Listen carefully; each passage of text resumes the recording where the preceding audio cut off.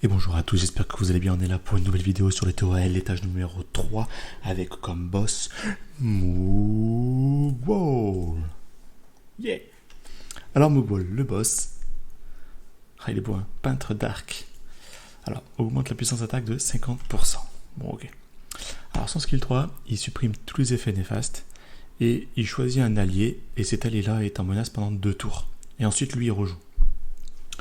Là, déjà, c'est chiant qu'il supprime tous les effets néfastes. Ok.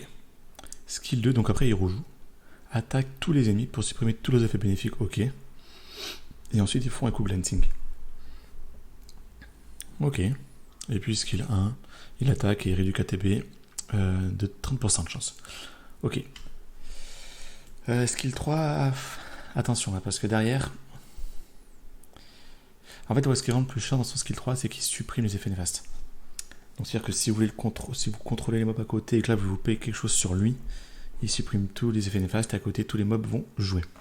À côté de lui, il y a alors les Strikers O, donc anciennement les Ryu O, qui maintenant s'appellent les Moore, M2ORE.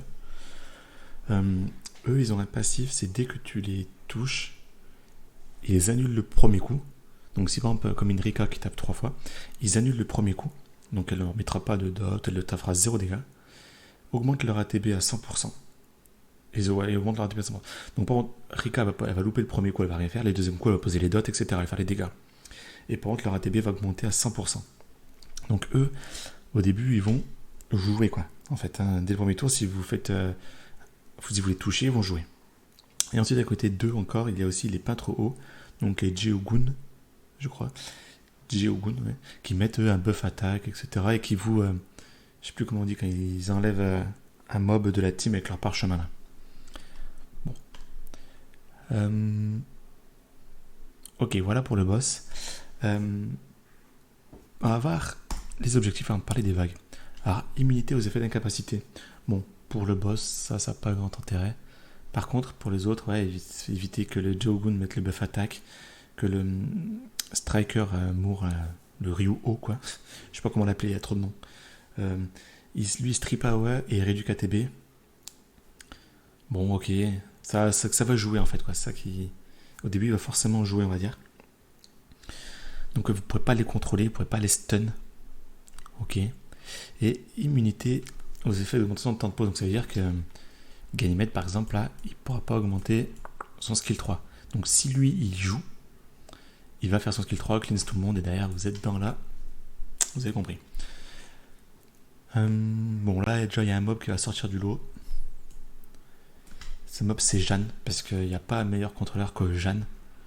Surtout qu'il y a une immunité aux effets d'incapacité. Elle provoque pendant 2 tours. Donc, ils sont pas sous effet d'incapacité, donc vous pouvez leur poser la provoque. Et derrière, elle pose son bouclier, donc elle ne peut pas prendre de dégâts. Et puis en plus, c'est 2 tours et elle rejoue tout le temps, c'est tanky, c'est trop fort pour ce niveau-là. Vague 1, il y a les Wedjat avec les tracteurs. Vague assez facile, il faut faire attention que les Wedjat ne posent pas trop de buff avec l'anti-crit et le buff attaque.